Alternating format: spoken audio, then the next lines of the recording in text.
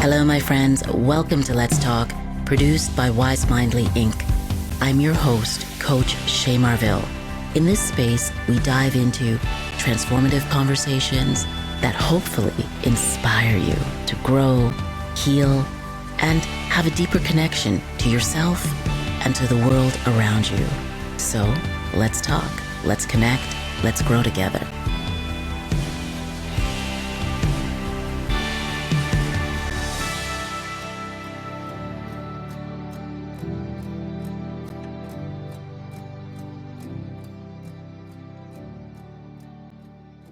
Hello, my friends. Welcome to Let's Talk. My name is Shay Marville, and today I have a phenomenal privilege and a phenomenal person. My guest today has done things that very few Canadians have done. He's represented this country to the entire world. Born in 1948, he studied politics at Oxford. He went to law school at the University of Toronto, and then for a better part of 5 decades, he dedicated himself to public life, a member of parliament, leader of the Ontario NDP at one point, Premier of Ontario, leader of the Federal Liberal Party, we'll talk about that, and most recently, Canada's ambassador to the United Nations in New York. That was a post he held for 5 years. The last job that he had was not ceremonial, it was real. He was in the room when the United States voted alongside Russia and North Korea against a resolution naming Russia as the aggressor in the Ukraine, a resolution America had always supported. He helped shape Canada's recognition of Palestine. He pushed for investigations into the treatment of the Uyghurs in China. He spoke from the UN podium about Canada's sovereignty when Donald Trump started to talk about us being the 51st state. And he did it all while tweeting, which he will tell you, wasn't always appreciated by the people he reported to. His father, Saul Ray, was also Canada's ambassador to the United Nations in the 60s and 70s. So when Bob Ray took his seat in that chamber, he wasn't just representing Canada. He was following his father's footsteps, representing a legacy in one of the most complicated moments in our history and in the institutions that have been built.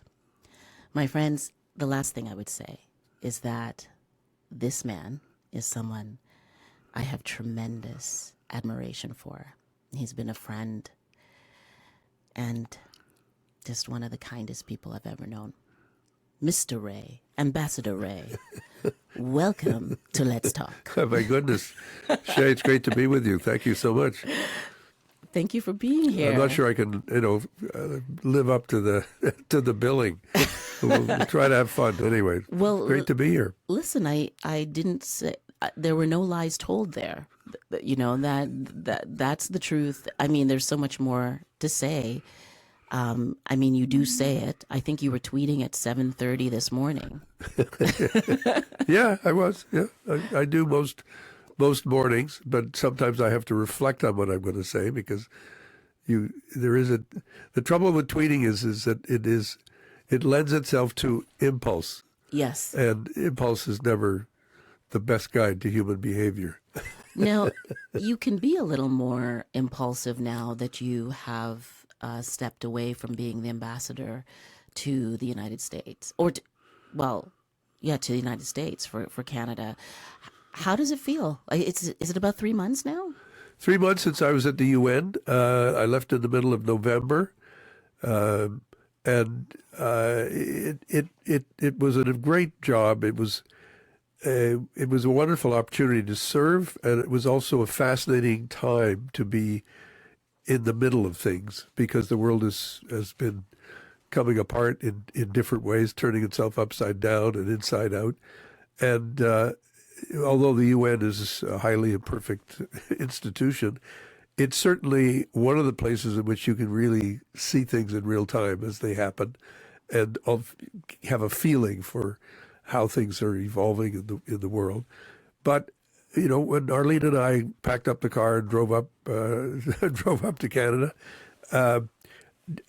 didn't have any regrets. I mean, I felt I've lived my life in chapters. I've been very lucky to be able to have different chapters, and then they come to an end, and you realize that this is the end of a chapter, and now there'll be another chapter. So it's been great to be home. It's been good to be back, and good to see friends and be able to spend time with people. And also, it's wonderful to spend time with my family. We're very lucky to have all of our children and grandchildren living with us, not in our house, but living in Toronto and close by, and able to see them. And my first public event after I came back was to Perth Avenue Public School wanted me to come talk to my grandson's 5th grade class about world events. So I decided to do that. It was great. It was wonderful. How was that? That was fabulous.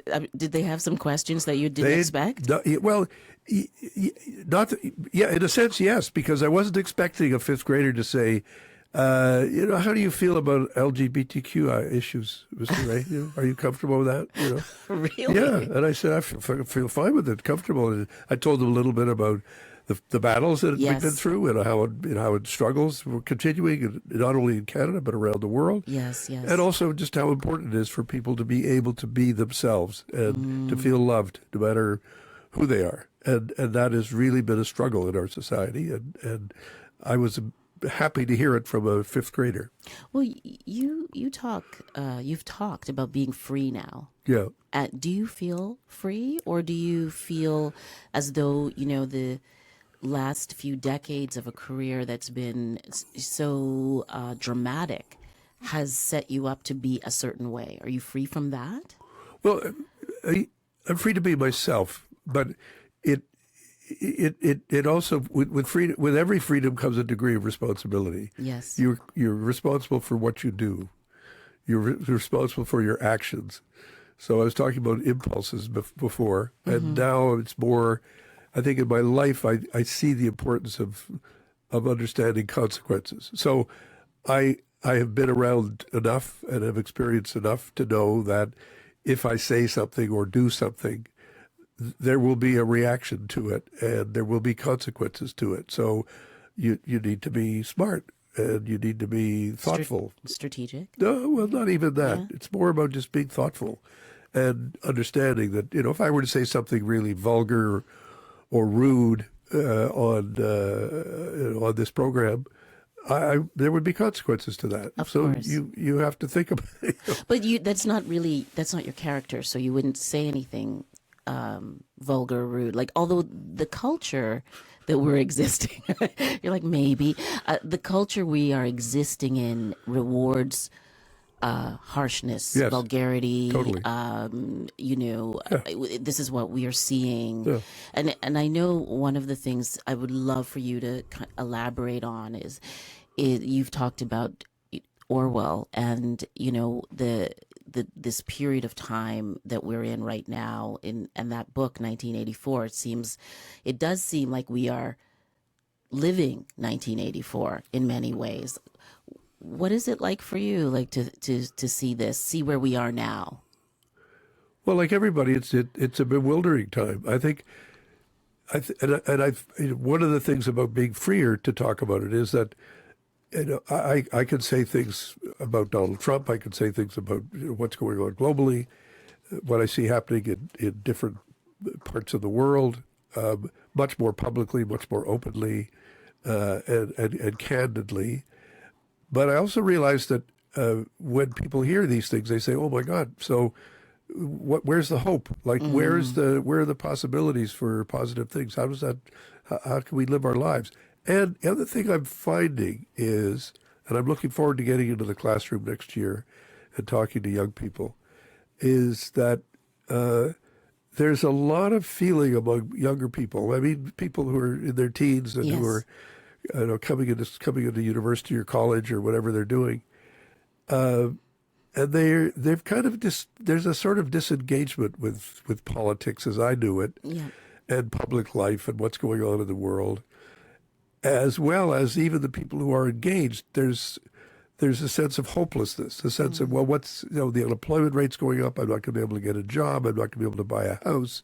I'm not going to be able to live well in Toronto. You lived well.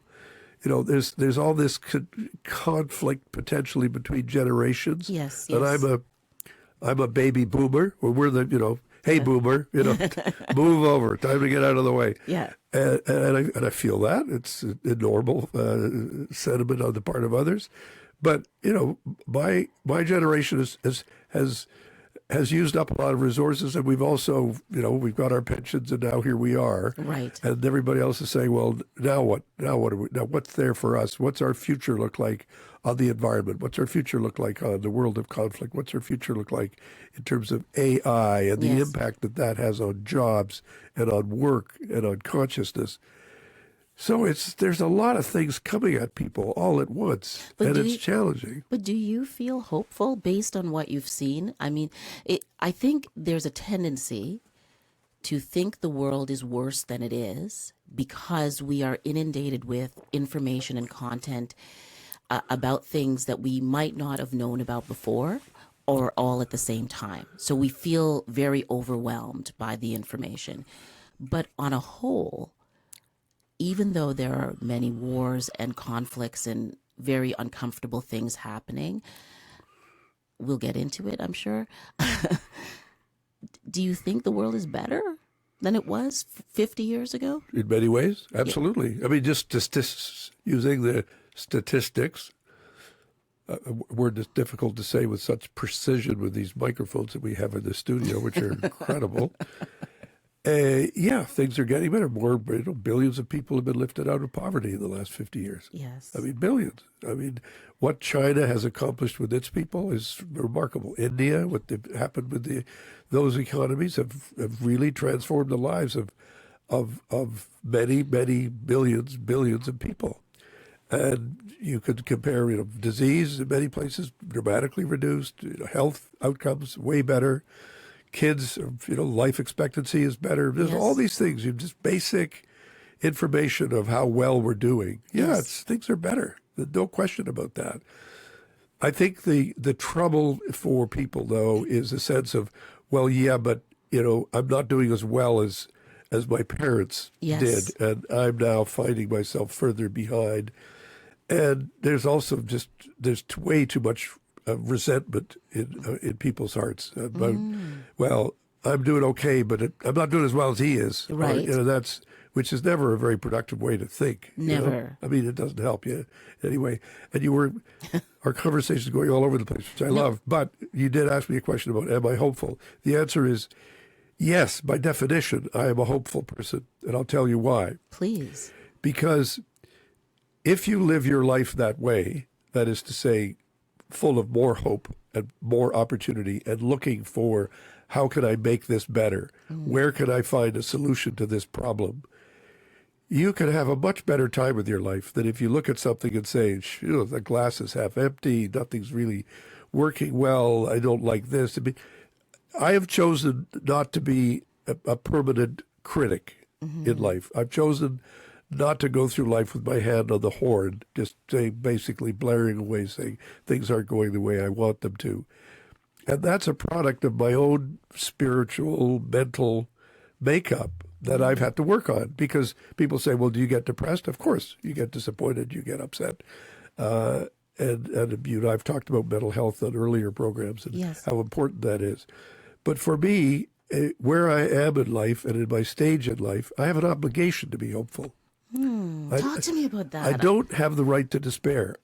That's the luxury I don't have. And I really think it is a matter of will. Could I turn myself into a very negative person? Sure.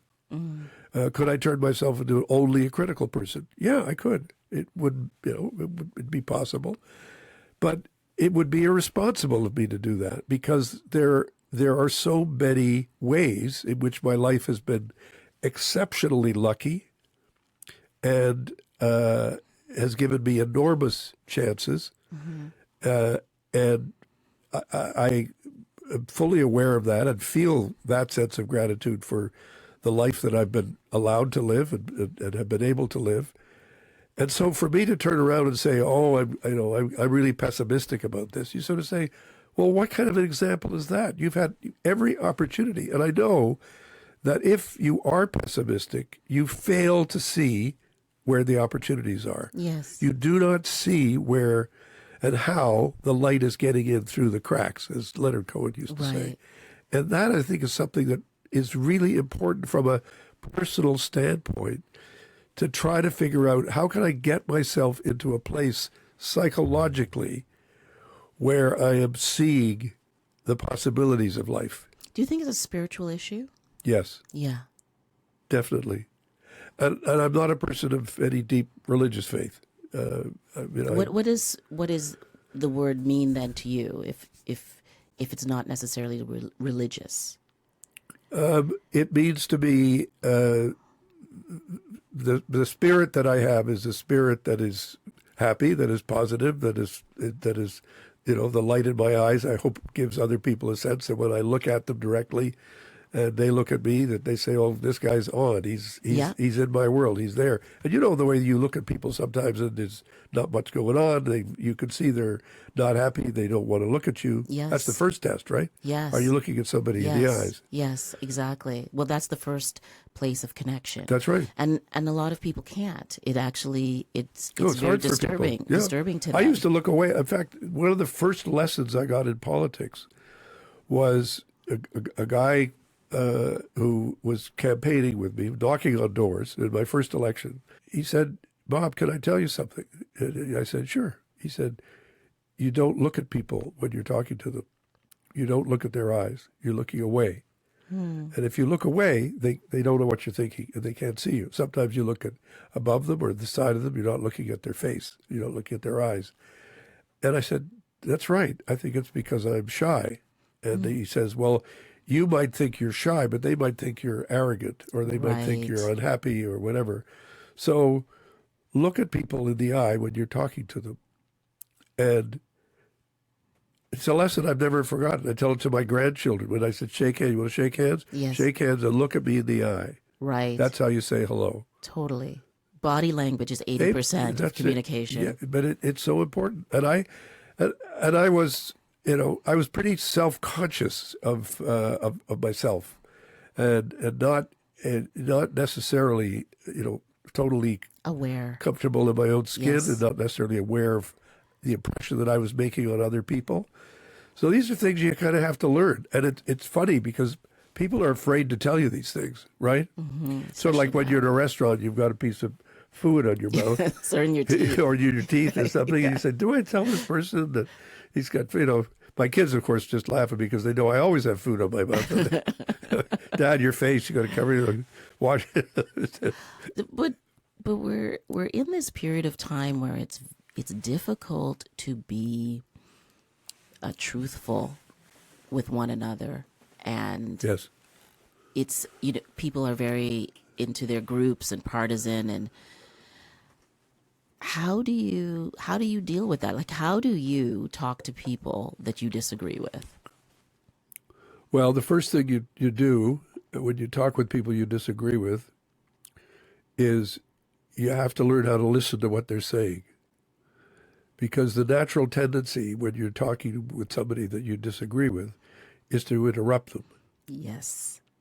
And for many people, interruption is a form of conversation. Mainly men. Tell me about that. I said that. Well, it's just my impression that women listen better than men. I had a very good friend of mine who passed away, and when he died, the group of us got together and said, "What do we think about his life? What did he stand for?" At the end of the discussion, we said the first thing he stood for was listening, and the second thing he stood for was humility and recognizing that he could be wrong. And he entered into conversations thinking that he might be persuaded that you were right and he was wrong. And he lived his life in a way where he created that kind of space where Powerful. That's what went on. And when I heard that, I said, yeah, that's so true of the person I was thinking of. But it's also so true of what's right and what's wrong. What's right is that. What's wrong is how we actually conduct ourselves in most of our conversations. Most people are either interrupting or they're waiting to speak. Yes. So they're not really present. No, they're not listening. Yeah. They're not listening. Yeah. No. But why? Why do you think we're not listening to one another? because we're afraid of what they might think, or because we think what we think is more important than what they think, and we're unwilling to really try to understand why people take the positions that they do. Mm-hmm. And one of the most effective form of interviews, not telling you how to do your job, but I've Oh, seen it, is when you know you're going to have an unpleasant person to talk to, or somebody you really disagree with. yes. You don't say, "Come on," or "You can't be serious." You say, "Can you explain a little bit better or more? Perhaps take me Yes. deeper down this road here, Yeah. so I can understand better." And it also sometimes helps you to understand this person really is off the rails, or, well, I get it. I guess understand why they feel the way they do. But I think in our society generally, we have a tremendous problem with our inability to listen to people with whom we disagree. And the House of Commons is a classic example where that does not happen. People do not listen to the people they disagree with, and neither side is prepared to. So, what is the House of Commons now? It's a place where people come in with talking points. Right. I didn't come here today with any talking points, No, no. but there are many people who are maybe still in public life who would come saying, "Are you going to do Shea Marville?" Well, yeah, I don't know, but she asked such personal questions. I'm not sure I really want to get into that. I Yeah. just got some things I want to say. And so, it's hard for people to just say, "Look, get rid of all those borders and boundaries around yourself and open up and just talk about what you want to talk about, and then listen to what other people are saying." So, As a observer and citizen, when I watch that interaction where they're not listening and they're just doing talking points, yep. it puts me off, and I don't feel as though it's authentic or real. I don't feel as though anything truthful is going to come out. It's just going to be somebody trying to get on top of the other person and get points, because they're not connected or connecting to one another. And then it just feels like I'm watching someone else's conflict and there's no resolution here. Yeah. Yeah. Yeah, that's what happens. Well, I don't know why that's useful. It's not. I mean, that's the problem is, I mean, we have a terrible, people forget that communication is consists of two things. One is talking and one is listening. Mm-hmm. It's not just talking. If I'm talking and you're not listening, there's no communication. No. And it's only when you really feel that you're listening and that somebody else is listening as well that you can have an actual communication that's respectful of each other, but also maybe trying to find common ground. Sometimes common ground is very difficult to find. I mean, For I sure. spent much of my professional career as, in addition to being a politician, as being a mediator. And in the process of mediation, you are literally engaging in a process of trying to find the ground that is common to the people that you're watching and observing are fighting with each other. And it requires a gift of listening to things that you are difficult to listen to. Yes. Yes. Well, you did a lot of work around First Yeah, Nations, and before the Truth and Reconciliation, you were doing a lot of work around yeah.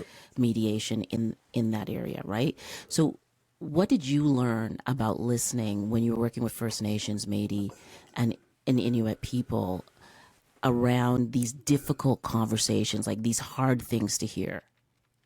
Well, it was really fun. It's really been a foundational experience for me because the first meeting that I had with a group of chiefs when I was leader of the Ontario Party was up north in a community called Kingfisher, a fly-in Mm, community. Flew in with the local MPP, was a supporter of mine, and he'd been in the area for years. He knew everybody. He was a very fine person. And we went into a meeting, and I came out of the meeting, and I said, well, that went pretty well. He said, you were terrible, like just terrible.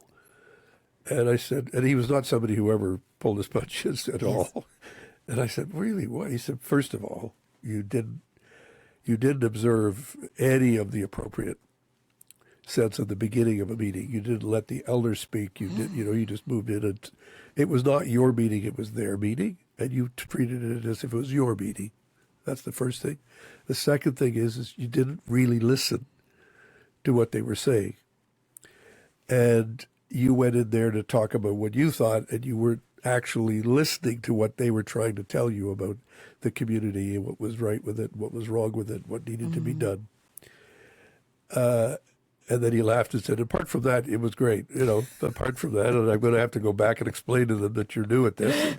And I mean, I was 33 years old. I was leader of a political party. I didn't know bumpkins. I mean, How did you receive it, though? How did you receive his feedback? with great appreciation, because he was a very candid guy. And I said, you're right. I'm really sorry. I didn't do that. And I've got to learn how to do that. And he said, yes. And he said, and especially you have to do it with indigenous people, because they have been considered to be inferior and marginal and even invisible to people, to the point where two white guys will come in and talk with each other and ignore the third person in the room as if they're not really there and as if they're not human. Yes. And that's gone on over 500 years of contact between European settlers Yes. and indigenous people in this country. And so I can remember when I did the mediation at Burnt Church in New Brunswick, it was a lobster dispute, dispute about the lobster fishery. Very, very emotional, complicated issue. And I was with a young lawyer who was coming with me, and I said, we got to the community hall and went in at 3 o'clock in the afternoon. I said, we'll be here till at least until midnight. And they said, what? I said, we're going to be here until midnight at least. And okay, but I'm sure we can get out earlier. And I said, don't count on it. Don't And count don't on it. even move. Just because there's a process of listening. You have to listen to the elders, Yes. give you the history of their perspective on the ritual importance of the lobster fishery and where the lobster fishery was. So, we didn't get up to the present day until around 10 o'clock at night. And we had course. 5 or 6 hours of listening to their view of what it was. And it was fascinating, but you couldn't understand why there were boats on the water as a result of a Supreme Court decision unless you understood what it was that led them Yes. to feel that they had to take their case to court and why this was so important to them. And it was an education. And you need to understand where are these people coming from? What has been their experience? How have they been treated? Positive, from a positive perspective, what is their overall view of life and nature, and where that fits in, and where we all fit in? And you need to have an understanding that this is the conversation and the education that we need to go through as a country. And as Murray Sinclair said, which I think was one of the most wonderful things he says, they say the truth shall set you free, which is true. But first it will really piss you off. Yeah. That's right. And so this is something that we have to accept as a country, that there is a process of listening that is absolutely essential. Do you think that we are particularly good or bad at it as Canadians? We value pluralism, and we're going through, we have been informed by Truth and Reconciliation as it evolves. Do you think that we are becoming better listeners because of it? Yes, a little bit better, but Little not bit. but not better enough. Yes, I agree with you. But a little better. I mean, we're having conversations now, and we're reading history now, and we're reading what happened now in ways that would not have happened 50 years ago. I mean, there simply wasn't the cultural awareness and willingness to go into the depths of what took place and how did this happen and why are we where we are. And now we're being we're being forced to listen because of events. Yes. I mean, one of the things that's driving greater contact between indigenous and non-indigenous people, there are two things that are driving it. The first thing is indigenous people are living in cities now. They live here. They live with us. They're with us. They're our Yes. neighbors. They're not far away. They're not removed. They're Yes. here. They're right here. And that's a big deal.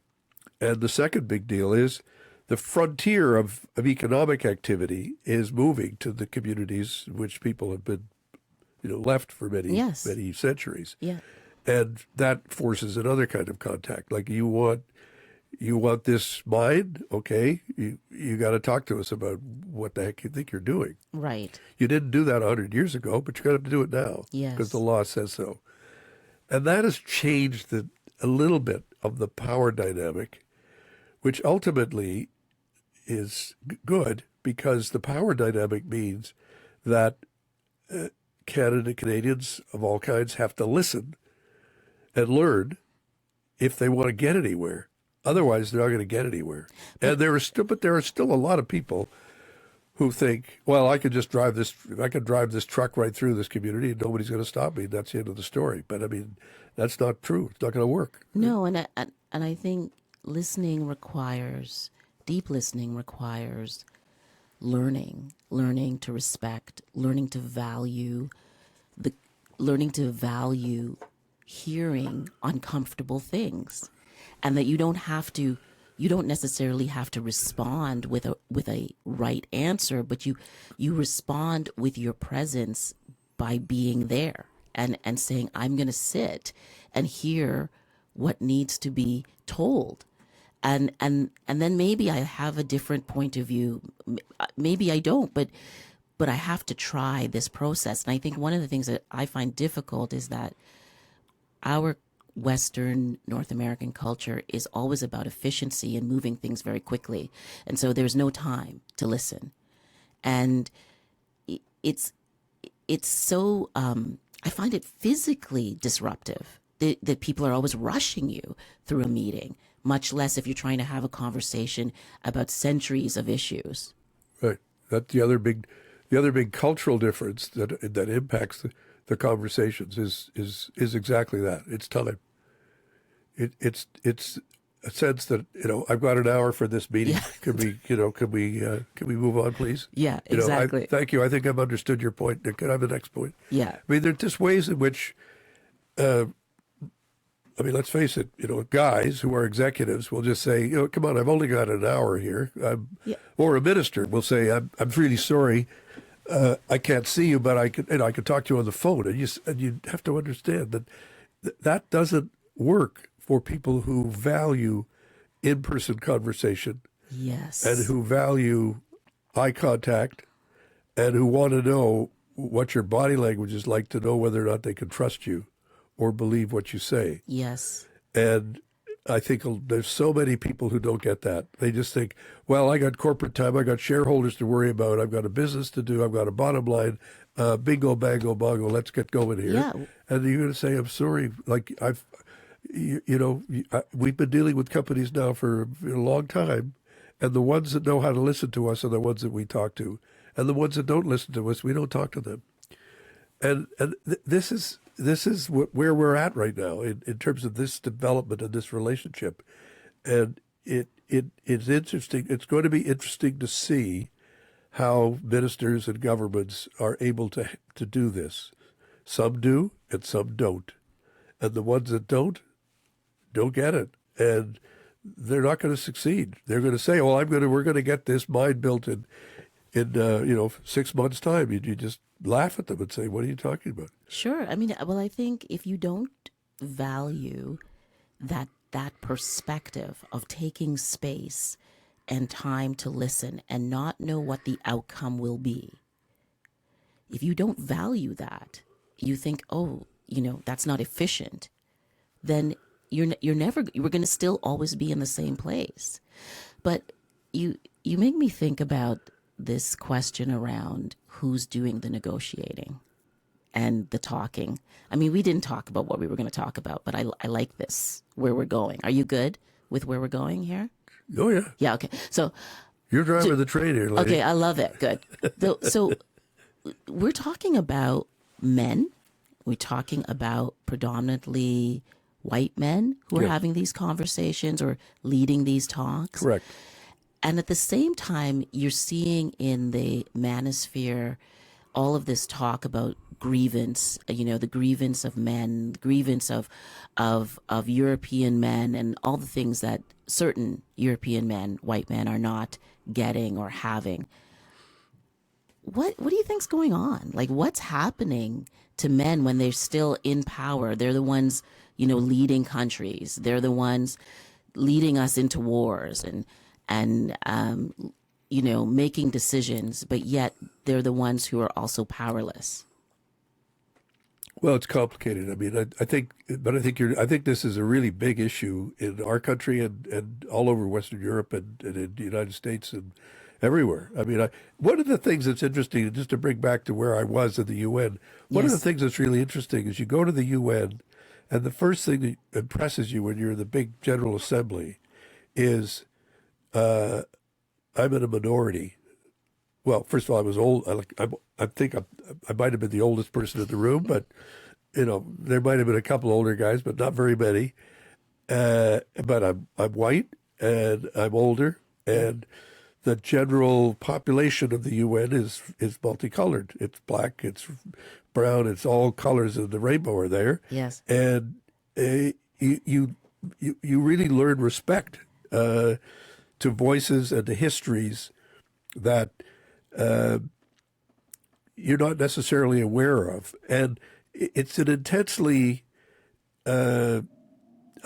imperialism is everywhere. Yes. Imperial attitudes Yes. and the remnants of empire are scattered all over the world, and they're scattered all over the United Nations. And you can see it on a daily basis, the sense of resentment and then the misunderstandings, and all of that is built in. It's baked in to the international conversation at the present time. But in North America, this particular issue around, one of the funniest comments that somebody said, I was talking to them, they said, well, there seems to be a bit of a backlash. I said, the ironic thing is there's a backlash, but there hasn't really even been a front lash. Tell me how that, it's not as if women of color are running the United Nations. No. They're represented Yes. more than ever before, but it's not as if. But it just takes one to be in the chairing a meeting, and people say, "Oh, I'm not sure I'm really comfortable with that." You sort of say, "Come on, get with the program here. Yes, The world yeah. is changing." But it's what I worry about is now with social media and now with the ways in which our communication can be so impersonal. Right? I mean, it's the proverbial guy sitting in his pajamas downstairs watching the screen, and there you go. It worries me a lot, the level of social isolation which still exists, and a sense that white men have, that it might have been there for my parents and my grandparents, but it's not there for me, and specifically that's affecting me. I mean, I know this personally because our agenda, you may remember back in the 1990s, was very progressive on Yes. issues around employment equity and moving forward on women's equality issues Yes. and moving forward on all these things. And there was, in fact, a large backlash from white men. Yes, yes. And- the argument is always about merit. Yeah. It has to be Yeah. about merit, but Yeah. we never, if we're all starting from different places,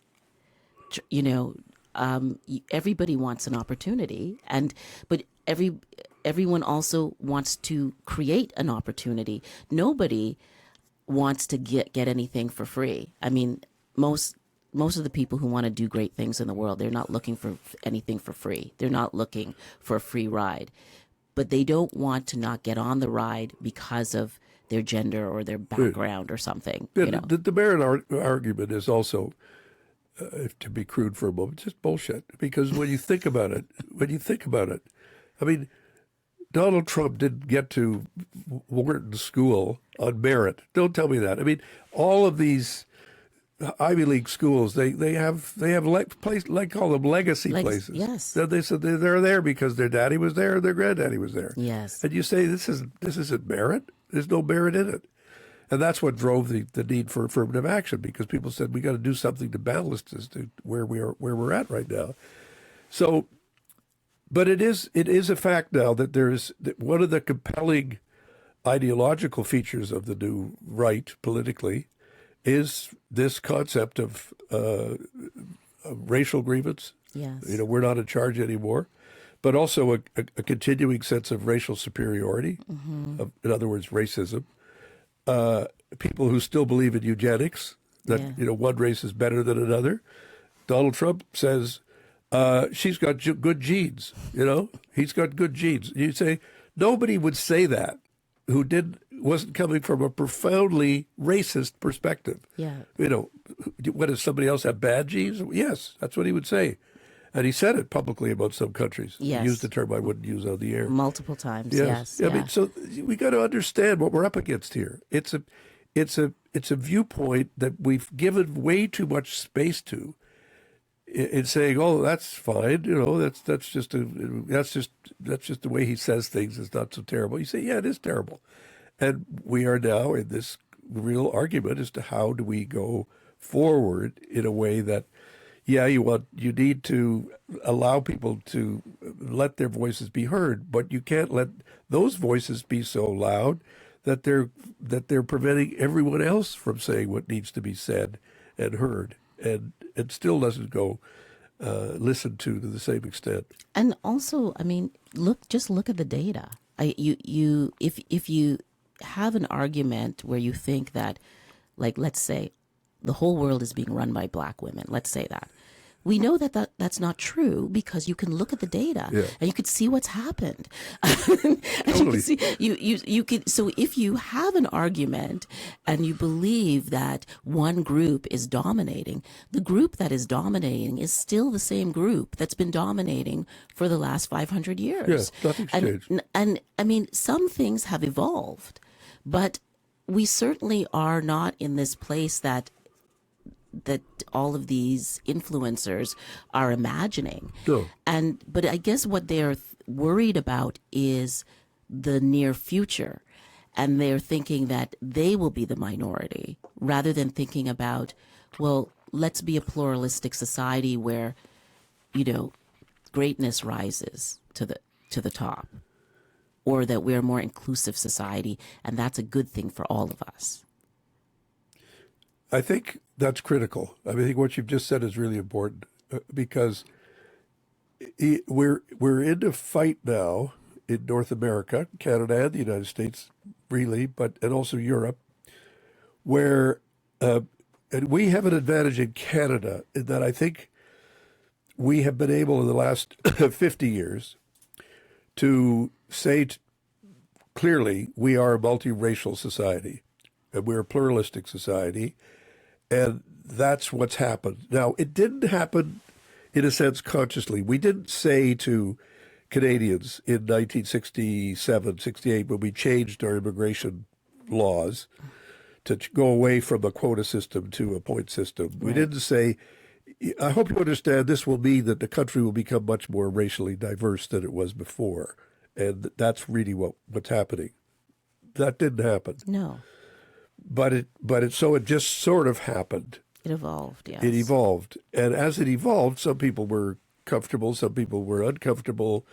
I think the miracle of Canada is that for the most part, the cities where this is really happening in a big way are able to celebrate who they are. I mean, think of how the Pride Parade has gone from being a very confrontational, small, tiny group of people trying to express their identity and immediately being put down and challenged, and the police were there and all these terrible things that were going on.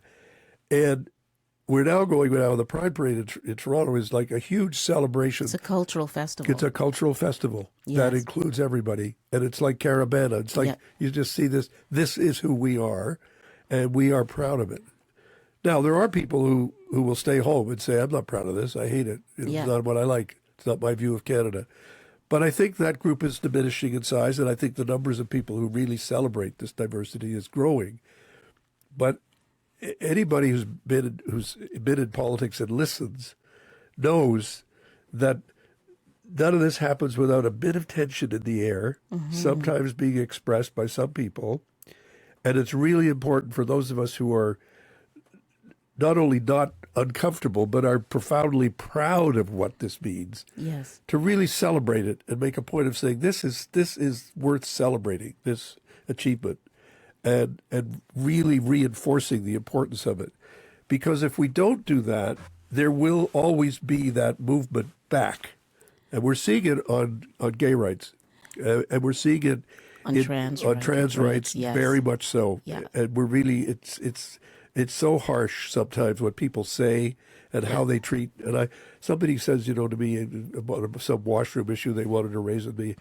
And they said, "How do you feel about it?" I said, "I really don't care. I didn't go into public life to have a debate about where you go to the bathroom. That's really not what it's all about. I really think we have to let people be themselves." And if you thought about it for a moment, imagine the personal pain that somebody is experiencing because they can't be themselves. Yes. Yes. And they're not quite sure who they are Yes.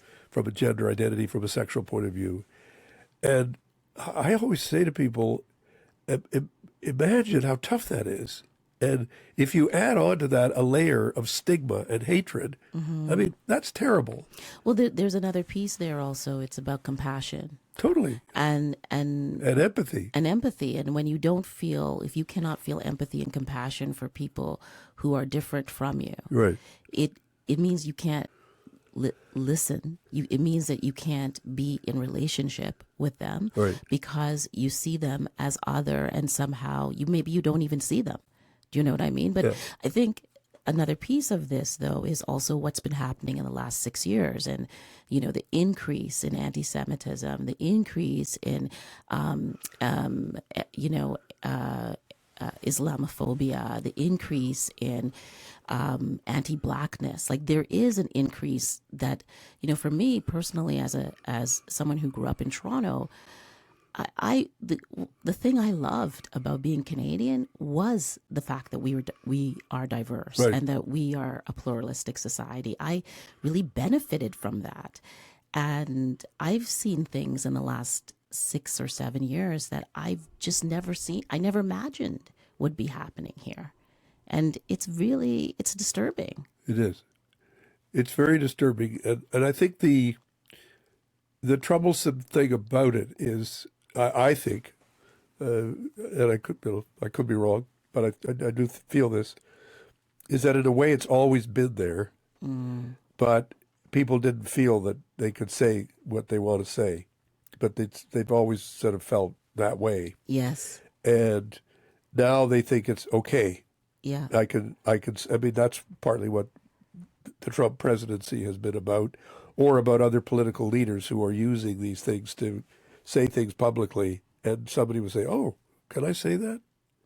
And you say, "Well, it's not about whether you can say it, but why do you feel it? Yeah. Why do you? Oh, I love that question. Why do you feel it? Yeah, why is that? Why is this in your heart? Where does this hatred come from?" And it is it's to me it's such a critical question about our lives together as Canadians, that we really have to learn how to fight hatred in a much more profound way, because it is at the core of so many of the fears and so many of the outrageous behavior that we've seen in the last several years, in terms of people being hooted down for who they are and what they are, people being unable to say what they feel, people being unable to express their themselves and people not being able to wear a hijab or wear a yarmulke or wear whatever Yes, they yeah. want to wear. I mean, again, when we were debating this in Parliament, people say, "Mr. Ray, how do you feel?" I said, I didn't go into politics to talk about a dress code. We don't have a dress code as Canadians. Yeah. We dress the way we are, and if that's how I feel, and I don't think it's because of any privilege on my part. I just think it's better. You're better off thinking that way. Well, it's also because you have experienced freedom, to be yourself. Yes, And so you understand what that means to you. So why would it be less valuable to someone else? I do think, though, we have to get better at understanding this. There's this nuance here, this difference between listening to people who we are uncomfortable with what they're saying and saying to someone who's saying something that's absurd or obscene, that's not right. Like, and I think this is the thing that social media and the third room of technology has done to us, is that I'm not going to say it to your face, but I'm going to go online and I'm going to write it. yeah. As an anonymous Yeah, as bot, and some think kind. and Yeah. think that, and so I never have to be responsible or accountable Right, for it, exactly, but it still does damage, totally. right? And then others see it and they go, "Well, you know what, I agree with that." But my question is, if you agree with that, would you say it to someone in person? And if you wouldn't say it in person, what is it? Right. See, the thing that's funny for me is, as a public, as somebody who was a public figure, is it. People ask me often, would say, "Well, you must be very difficult to be in politics. You must get, treated horribly and badly." And I said, "No, this is, I said before social media, Canadians are very polite."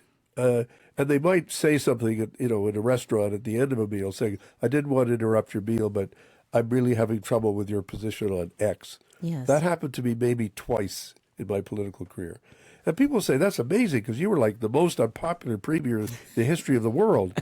And I said, "I don't think I was, actually, but that's not important. But that's really how Canadians are." And most people will come up and say, "Oh, and by the way, can you take my picture with my little boy here?" I said, Yes. "Fine, I don't care. Absolutely, lovely to do. Happy to see you." Social media has actually changed that, because now I think our public figures are absolutely obliterated on social media. So to the point that I don't read the comment section. I just don't read it because it's not.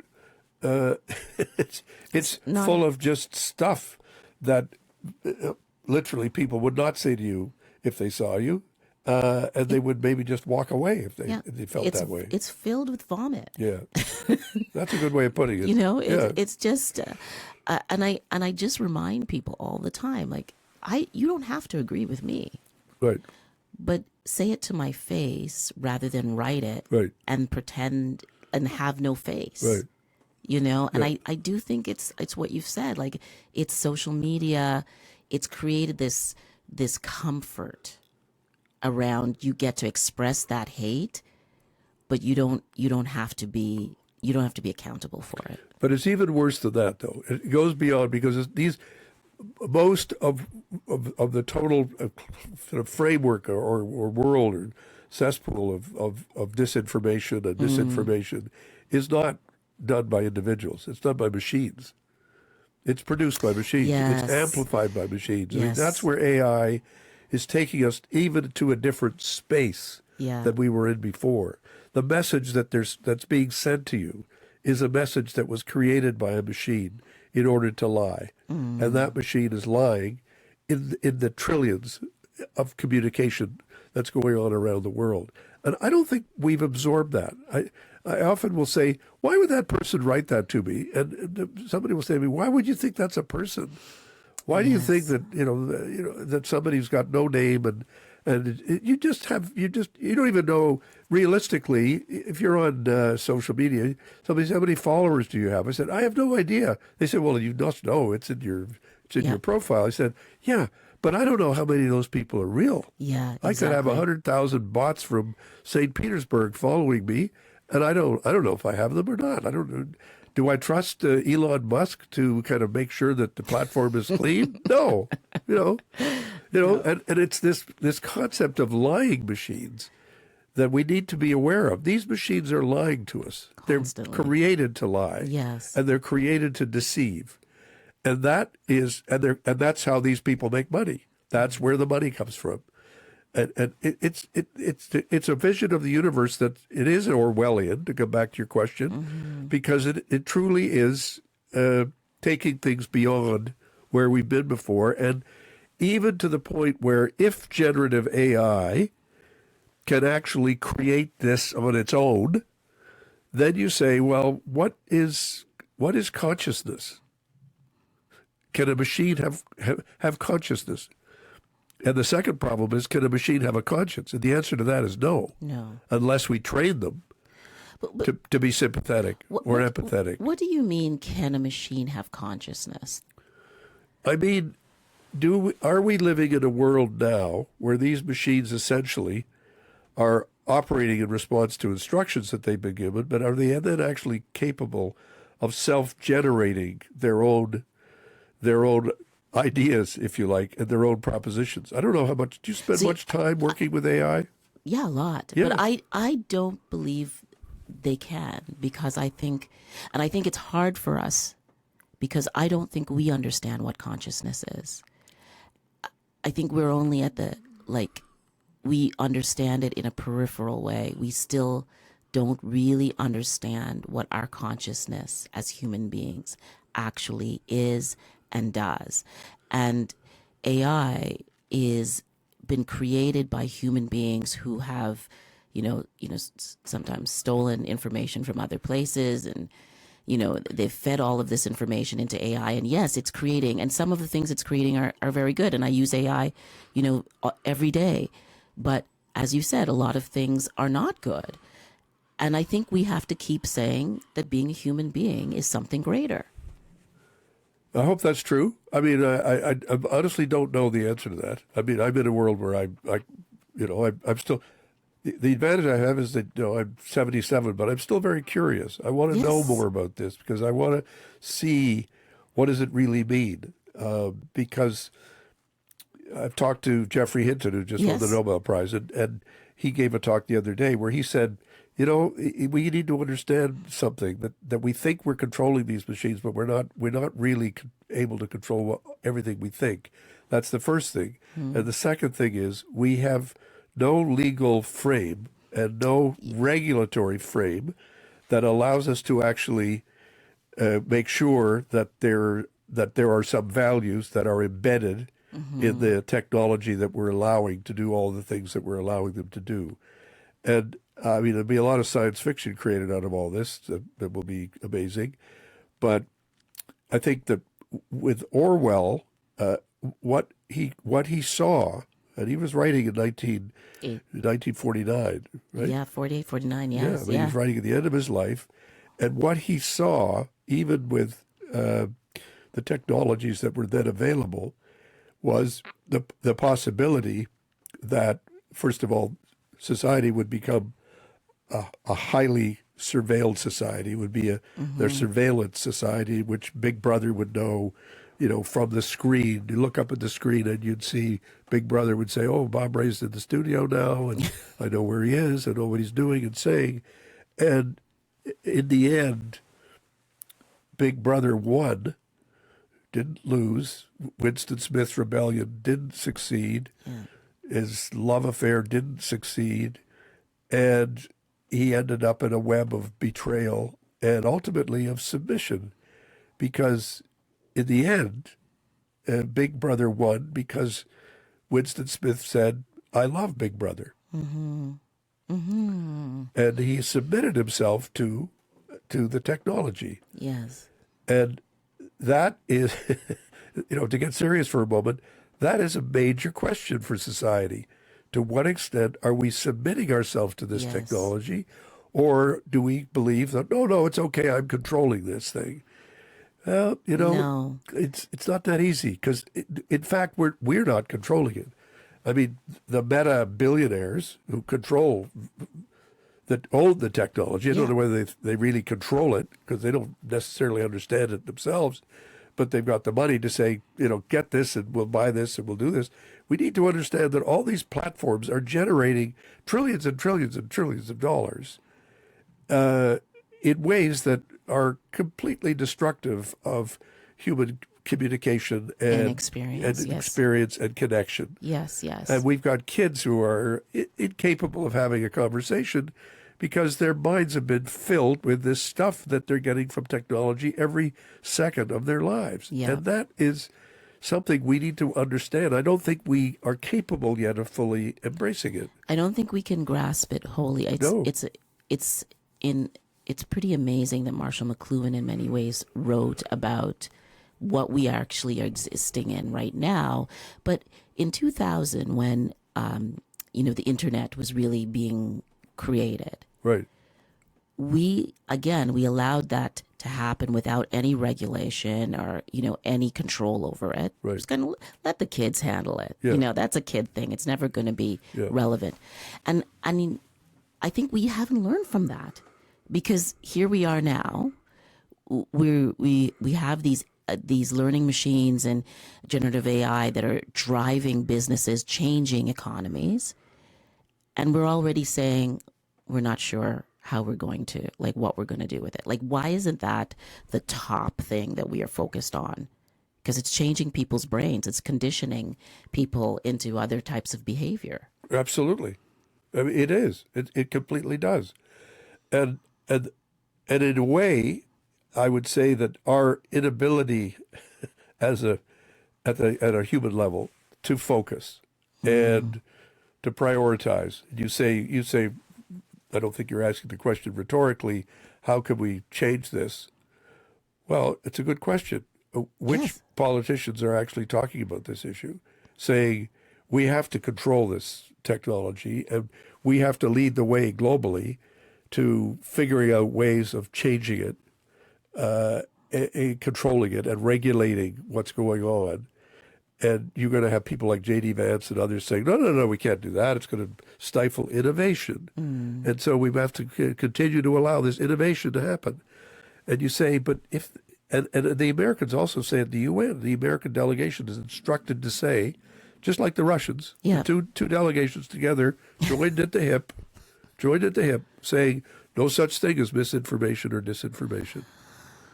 And this is from, Putin is the world's greatest propagandist at the present time, dealing with lies, sending them out over everywhere. And it is a feature. I think the reason that people become despairing or become, more pessimistic is because they don't see where the momentum comes to deal with the extraordinary transformations which are going on that seem to be beyond any human control. Or ability to imagine what it's going to be, or could, or any capacity to manage it in any real way. So we're sort of like pretending that it's not fully happening and that somehow good things are going to happen. And I think, we can't afford to do that, obviously. Well, there's lots of things. I mean, first of all, it's global. It's Yeah. not national. People talk about national sovereignty. Really difficult to achieve national sovereignty in the world in which we're now present. Although I'm working on some ideas on this, how we can regain some controls over this, but it's very difficult. But we do have to be part of a movement of democratic people who are concerned and who understand what's happening and who are concerned about how do we respond effectively to it.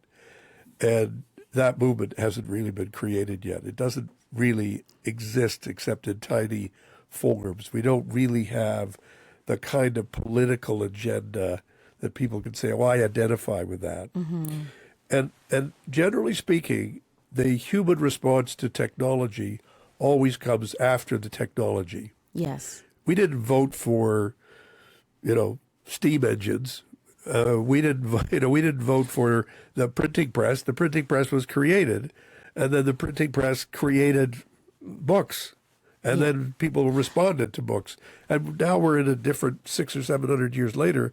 We're in a world where you say, "Well, I didn't create the internet. I didn't ask for AI, and here it is." That's Yes. the nature of human society. The technology comes first, but the regulation has to come at some point. There has to be human intervention at some point to say, well, that's and same thing's true of nuclear It was, energy, whatever the hell it is. yeah. You've got to find out a way to respond in a way that gives you some greater degree of control. So you're Yes. managing things. You're not just being subjected to a whole bunch of developments that you have absolutely no control over. Well, I think I love the word subjected, because I think that's exactly, what's happened. And it's, it's a small group of elites, right?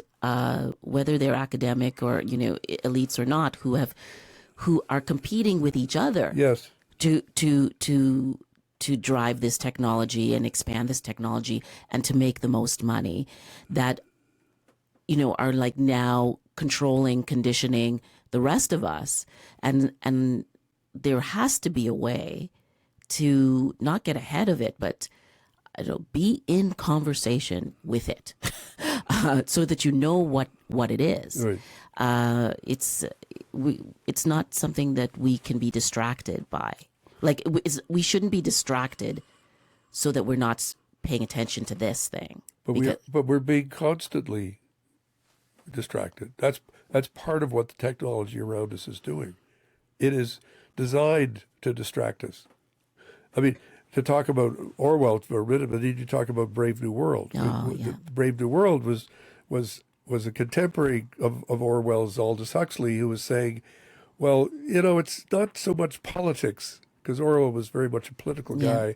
Huxley said it's all about, the pleasure machines and the way in which people are being programmed, and they're being programmed to enjoy pleasure, to enjoy the drugs, and to be sidelined into thinking about nothing as opposed to Unconscious, thinking about yes. something. And that, I think, is part of the world that we're in, because we are being distracted all the time. I mean, which is why people have, they relatively, the explosion in diagnoses of ADD. Why is that? Because we are distracted, Totally. How do I focus? I mean, my cell phone is not in front of me right now because I had to turn it off because somebody was phoning me all the time.